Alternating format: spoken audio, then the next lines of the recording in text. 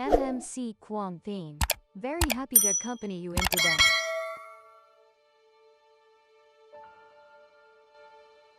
These are the gold miners in Haiti. They have worked continuously for 4 days, dug up dozens of bags of ore soil, but only collected a mere 0.2 grams of gold. The buyer only pays them €3 for all that effort. Hard to believe, just €3 is the entire income after 4 days of hard work. Calculated, they only earn a few cents per day. On the same beautiful Caribbean island called Hispaniola, 2 nations were born together but grew up in 2 opposite worlds. To the east is the Dominican Republic, the leading economy in the Caribbean with a GDP of nearly $79 billion, per capita income reaching nearly $7,530, about $188 million per year. Bustling tourist beaches, luxury hotels, and increasingly improving living standards have made the Dominican Republic a destination for millions of international tourists. But just cross the fragile border to the west, you arrive in Haiti, where per capita GDP is only about $1,200, less than $30 million per year. More than half the population is unemployed, over 60% live below the poverty line, and thousands have to eat mud cakes made from dirt, water, and salt to survive. How can one land with the same geography, same weather, same starting point produce 2 such extremely different destinies? Does Haiti bear an invisible curse on its shoulders, due to a shattered spiritual legacy? A large log is tilted, attached with a rope and hook to pull out soil. Next to it is a crude wooden ladder, all forming a rudimentary device to descend into the mine. To search for gold, workers start at 5 a.m. and only return home when it's almost dawn the next day. Almost the whole day they work in dark tunnels. Descending 20 meters deep, hauling the ladder down the shaft, they must crawl through a narrow gap just enough to bend over. That's the entrance to the gold mine. The deeper they go, the narrower the tunnel becomes. Each shovel strike they make is a step closer to gold or to death. The tunnel has no support system, underground temperature exceeds 40 degrees Celsius, no protective equipment, no masks, only shovels and sacks to scoop soil. Locals call it digging their own graves. No ventilation system, dense dust infiltrates their lungs while working. Every 2 hours, they must climb to the surface to breathe. At that time, they also bring up a bag of soil that might contain gold. The mine owner will pay them based on the number of soil bags they bring up. In LaCroix, women work just as hard as men. All day they soak their feet in river water, backs bent continuously to scoop soil, searching for tiny gold particles in muddy water. By evening, when children finish school, they also join the mining work because that's the only way to survive in a country that has hit rock bottom of poverty. Aside from short breaks to eat, those women hardly have a single minute of rest.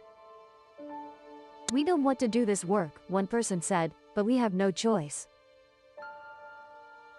The happiest moment for them is when they find gold, but what they find are only tiny fragments mixed with low-purity ore. The cloth is opened, inside are tiny gold flakes, the result after 4 days of work by one woman. The problem is that those gold fragments haven't been dried yet and are still mixed with mush. After being cleaned by the collector, only 0.2 grams of gold remain. They offer €3, but clearly that price disappoints the woman. On average, every 4 days they can only collect that much gold, and that's also the common gold finding rate here. If productivity remains like this, a woman would have to work tirelessly. No one can say they're lazy. However, no matter how diligent they are, they still cannot escape poverty. For Haitians, they have another type of gold to hope for. That's white in color, that. Women work barefoot in salt fields, using their hands to scrape up layers of raw salt from underwater. The work is so hard that almost no man is willing to do it. However, what frustrates them most is that many truck drivers refuse to transport their salt. One worker speculates it might be because salt is too heavy and would damage the vehicle. But the truth is, trucks are often corroded by salt, The iron layer is eroded by acid and alkali, even penetrating the truck bed. Even just driving through this area without washing the vehicle properly, the vehicle gets corroded. Currently, the only method to transport salt is using donkeys that pull into the city. One way takes 2 days, round trip 4 days.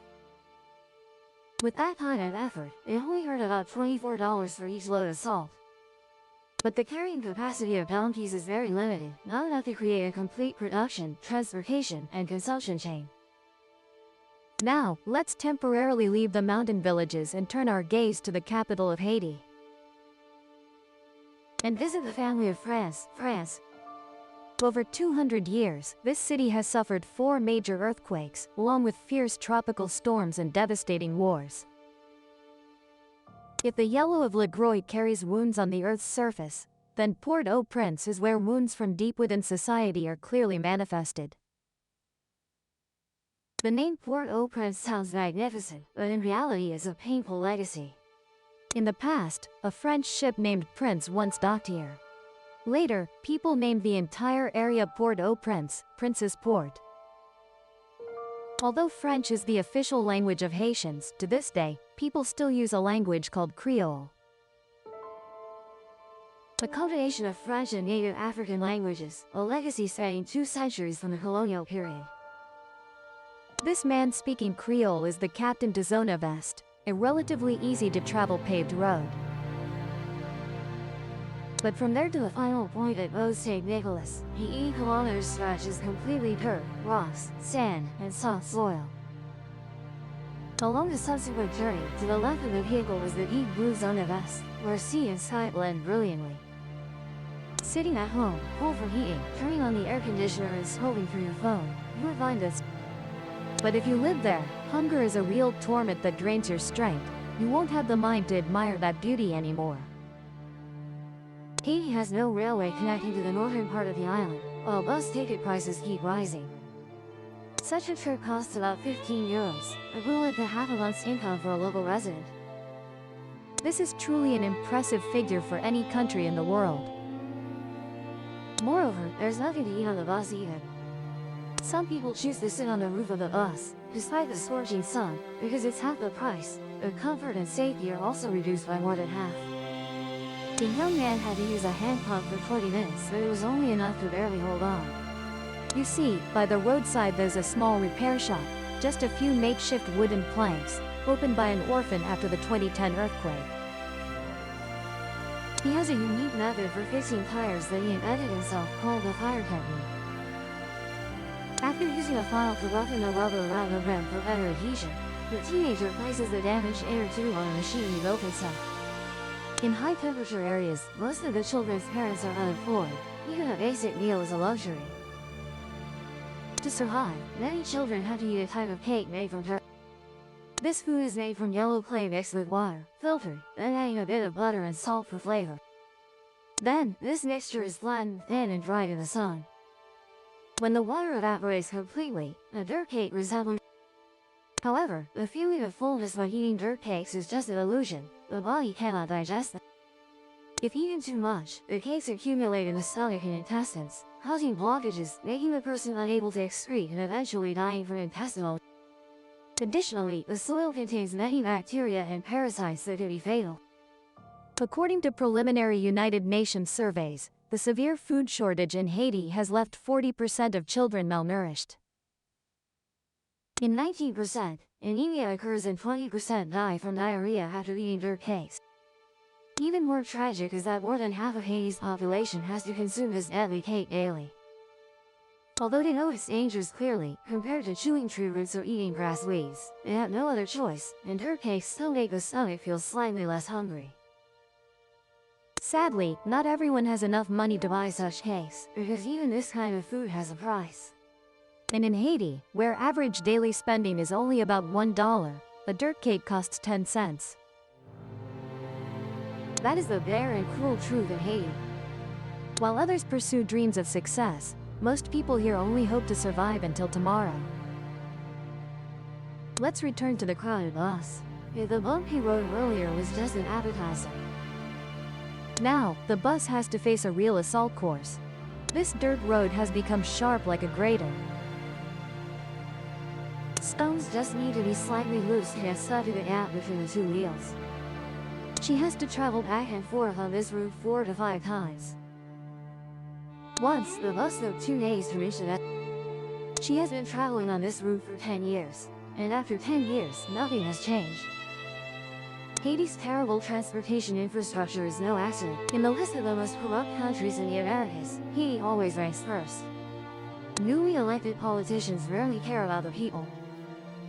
They only focus on grabbing power, keeping money for themselves. Meanwhile, the people receive nothing. Normally, small countries like Haiti should receive support from the United Nations. Bags bearing the words WFP, World Food Program, are evidence of aid that was well sent. But on February 22, 2021, at a United Nations public conference on Haiti's situation, the representative then launched a rare outburst. They bluntly criticized the Haitian government and called for an end to useless investments in this country, because the level of corruption in Haiti is unacceptable. After the major earthquake in 2010, the United Nations provided up to $8 billion in relief to Haiti. But of that, $6 million were embezzled by Haitian officials. 7 years after the disaster, many people still live in the temporary shelters set out at that time. Although many countries sent commodity aid to Haiti, 90% of it never reached the people. Instead, it was seized by interest groups and sold on the black market, then resold to the very people at exorbitant prices. Although the Haitian government has repeatedly tried to address corruption and crime, the results have been far from satisfactory.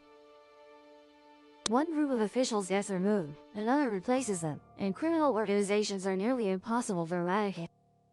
Because in a small country like Haiti, there are as many as 76 armed gangs. Since 1804, Haiti has been the first country in the Americas to gain independence, and also the first country to declare the abolition of slavery in its constitution. However, throughout the subsequent 200 years of history, this country has hardly had any truly wise leaders. The first public official of Haiti was Jean-Jacques Dessalines. Initially, he declared the establishment of a republic, but later proclaimed himself emperor. To revive the economy, he forced the entire population to work in the fields, and those who were lazy or resisted were executed on the spot. His brutal policies sparked strong waves of protest across the country, and ultimately, he died at the hands of his own people. Haiti changed leaders at a dizzying pace, especially in the 20th century. In just 100 years, the country changed heads of state up to 90 times, nearly one president per year. However, the oppressive and exploitative nature of those in power never changed. Among them, the most typical were the Duvalier family, who had human faces but beastly hearts. Before running for president in 1957, François Duvalier, also known as Papa Doc, was seen as Haiti's savior. Born into a middle-class family, he studied medicine with the aspiration of helping people overcome rampant diseases, while actively participating in social activities, fighting for justice and human rights, advocating integrity and equality. In 1948, he was appointed Minister of Health and began to spread his reputation nationwide. At that time, the Haitian people respectfully called him Doctor. But everything changed after 1937, when officially becoming president, Papa Doc transformed into a brutal dictator, obsessed with power and national control.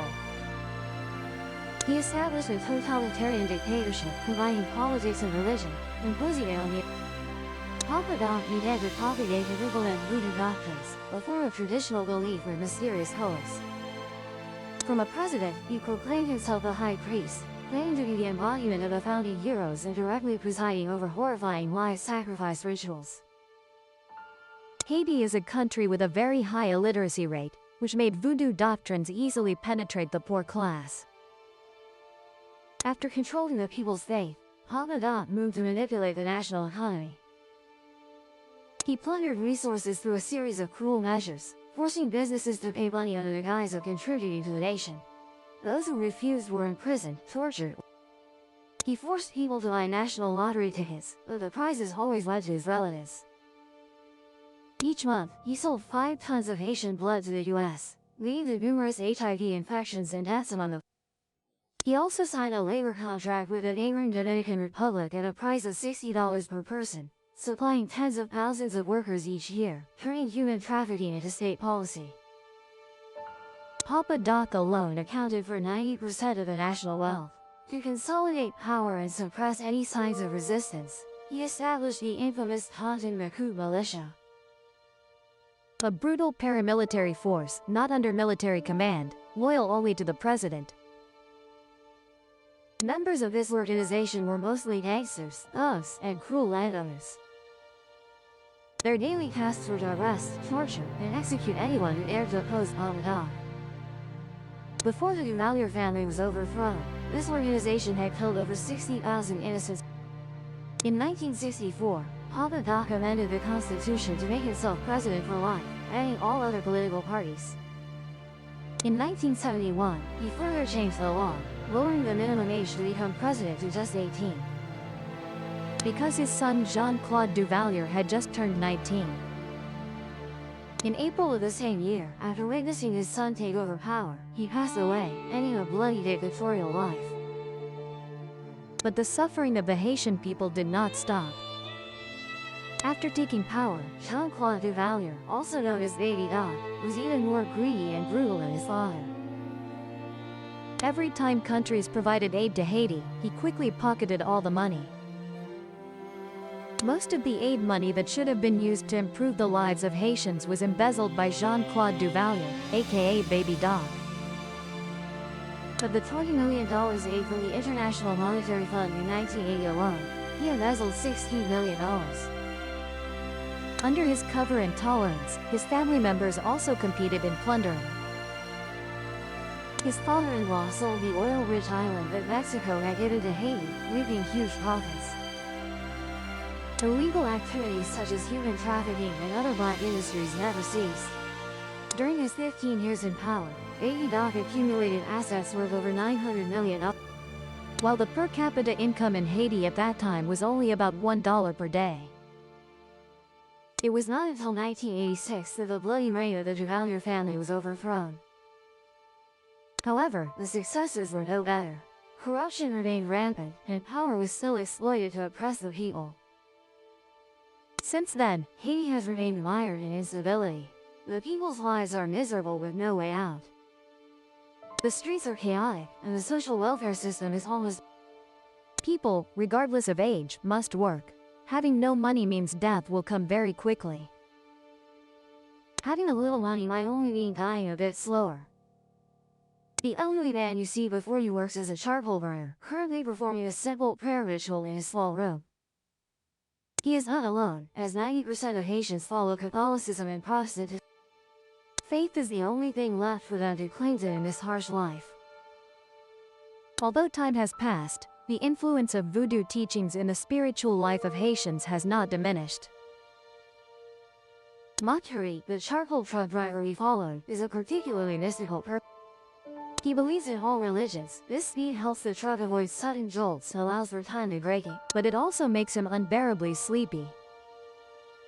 This slowness also creates a feeling of suffocation, like being trapped in a maze. Dangers come not only from the roads but also from the ravines on both sides. The name Haiti means mountainous land, with a maximum elevation of up to 2,600 meters. The roads are so narrow that just a small mistake could send a vehicle plunging into a... At narrow sections, when two vehicles meet head-on, the unloaded vehicle must yield. But sometimes, merely scraping past each other without collision is considered lucky. The name Haiti sounds very cool, but the weather here is one of the most brutally cruel. For those riding on the roof, the 45-degree heat makes them feel like ants crawling on a hot pan, with nowhere to escape. However, this time, everything went smoothly.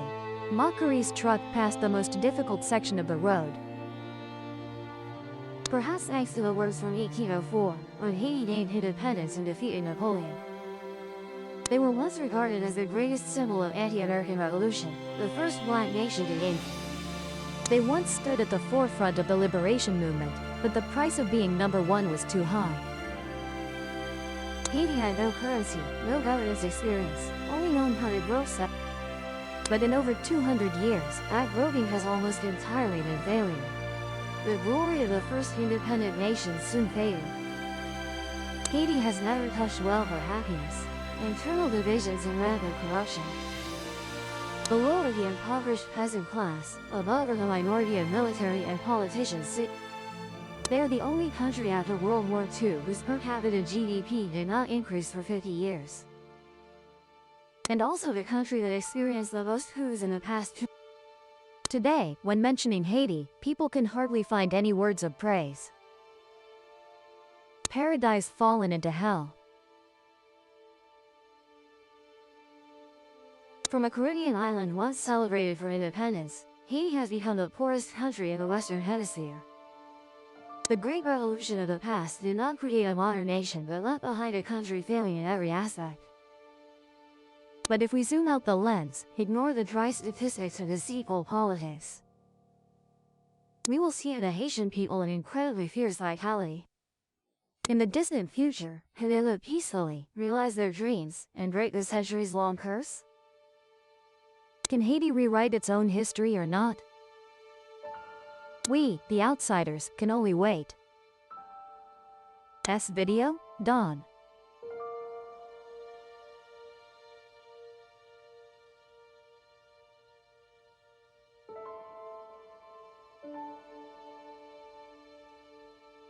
Subscribe to the Shadow_Archives channel to watch